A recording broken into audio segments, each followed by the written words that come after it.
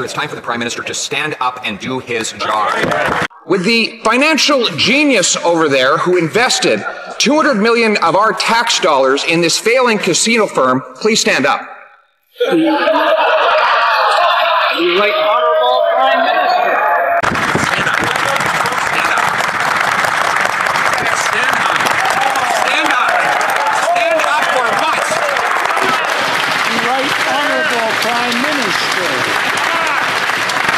It is absolutely unacceptable for any Canadian to be subject to intimidation by a foreign power, particularly threats against family and against families of members of Parliament. Because nobody believes you. You don't know how much your family has received from this organization, which you tried to give $500 million. Really? Can I answer for you? I'm waiting. You haven't done an answer so far. Let's make this the first one. For him because he's made another promise. This is the guy who said he spent billions of dollars on the infrastructure bank, hasn't completed a single project. He said it would only cost $7 billion to build the Trans Mountain Pipeline. It's up to $30 billion, and it's not even built.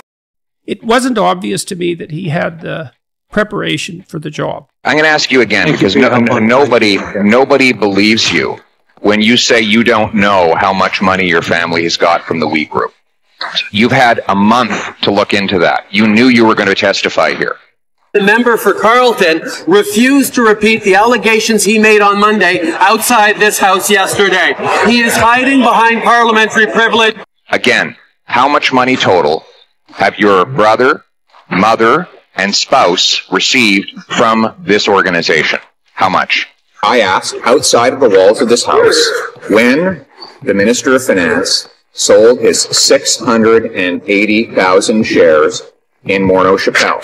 I also enumerated all the facts leading up to that sale. And I am absolutely confident that everything I've said out there and in here is true. Would he commit that if I go out and repeat my question in the lobby at this moment, that the Finance Minister will meet me there and answer the question? How much? That information has been publicly shared, but I will highlight. Well, then tell me what it is. My mother How much? has just the dollar figure. Trudeau, he can box, so he'd probably get me on technical skills, and I'm quite a bit older, but I think I'd get up a lot of times. So, well, hopefully it won't come to that. But I tell you, there is part of me that thinks it would be interesting. These are the kinds of things that he's going to have to try and convince Canadians of. And all the fancy rhetoric he tries to use will not fool Canadians. The reality is, Canadians know environment and economy go together. Well, he's lying. Government will not pull me into a room, stamp public documents secret, and then tell me I can't speak, because we need to speak about the fact that Beijing interfered to help the Prime Minister in 2 successive elections. That Beijing threatened members of Parliament to try and win influence, that the Beijing gave $140,000 to the Trudeau Foundation to buy the favor of this Prime Minister. And then he names a former member of the Trudeau Foundation and a ski buddy to look into the matter, who has now only tried to cover it up. Will he fire this fake rapporteur and call a public inquiry now? Is it because he would rather play partisan games than do the hard work? I think we know the answer to that question, and it's yes. Security agency that is trying to expose what has gone on behind the scenes. We now know what is surreal. There are at least 2 police stations run by Beijing, a foreign dictatorship in Canada. That minister said they were closed. Now we find out that not only are they open, but they got tax dollars from this government. Will they shut the police stations and call a public inquiry? Did you ask the government or representatives for the invocation of the Emergencies Act?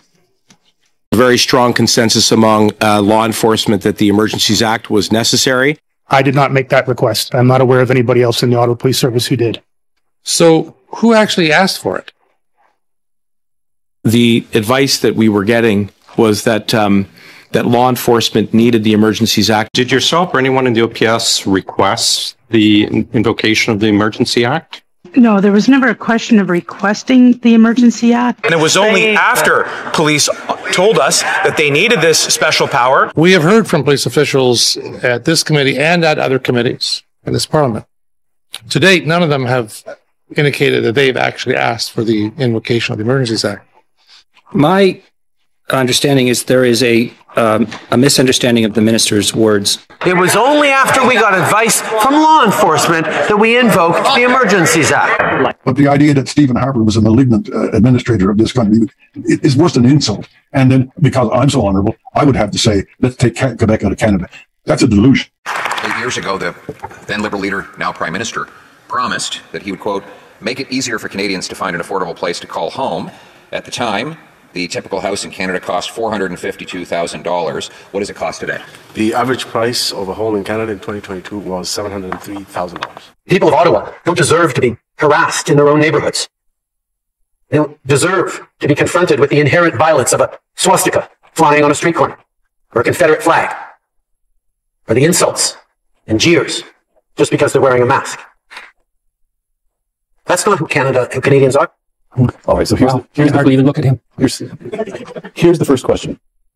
How can discourse in a great democracy have become so polarized that Jordan Peterson and the Prime Minister look at exactly the same set of events and come to opposite conclusions about them? Well, he's lying, and I'm not. So that's a big part of the issue. I don't believe that he ever says a word that's true. From what I've been able to observe, it's all stage acting. He's crafted a persona. He has a particular instrumental goal in mind, and everything is subordinated to serve that. Why? So, what's the motivation? The same motivation that's generally typical of people who are narcissistic, which is to be accredited with moral virtue in the absence of the work necessary to actually attain it. Back when he made that promise, the minimum down payment on an average house was $22,000. How much is it today? I have provided that information, Mr. Chair. No, he has not. And if he believes he has, do it again. I'll do it again by saying that I've provided that information, that it's regional, and I'm happy to provide the regional breakdowns to the leader. The Prime Minister gleefully tells us about all the wonderful meetings he's having with mayors about housing and infrastructure. I don't really care about their meetings, Mr. Speaker, because the gatekeepers at municipal governments, the government that this Prime Minister is funding with billions of dollars, are blocking housing construction so that our immigrants, our working class, and our youth cannot get homes. Yes, Mr. Speaker, after 8 years of this Prime Minister, everything is broken. And that's how we're the ones able to move forward with the twinning of the Trans Mountain Pipeline that they were unable to get done. They failed the energy sector, Mr. Speaker, with their ideological approach. We are delivering. The big task I have ahead is cleaning up the mess that he will leave. And very straightforward. The Prime Minister promised in 2015 that he'd make housing more affordable. Back then, the average mortgage payment needed on a new average house in Canada was $1,400. What is it today? The Honourable Minister. 59, Mr. Chair. Honourable Leader. It's $3,149, Mr. Speaker, more than double the amount. And it's incredible that the minister has officials here, and he was not able to get the right number. Back when the Prime Minister first promised more affordable housing, in the 10 biggest cities, it cost $1,172 for rent. What is it today? The 2000 and we know that rents have gone up, Mr. Chair. So the answer is $2,200. So what we have is double trouble. The Prime Minister promised housing would be more affordable when he took office.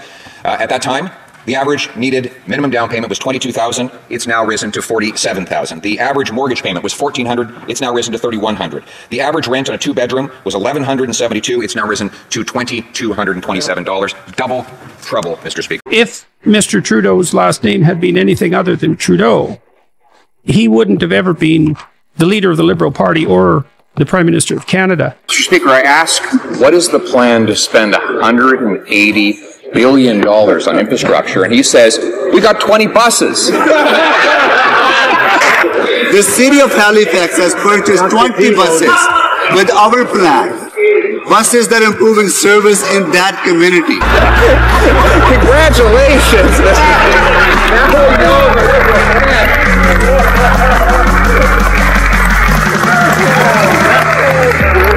How much does that work out to per bus?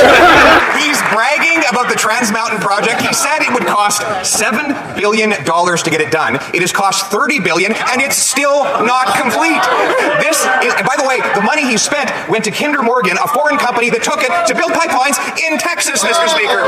Under this Prime Minister, all of our exes are in Texas. Why won't he bring jobs, resource production, and opportunity home to Canada so we can put paychecks back in the pockets of our people? But instead of fixing the basics, he's focused on another grand utopian project, that of his friend Dominic Barton, the multinational CEO, former ambassador to communist China, who helped bring about the opioid crisis that is savaging our working class families, has come up with a bright new idea that he's going to triple our national population to 100 million.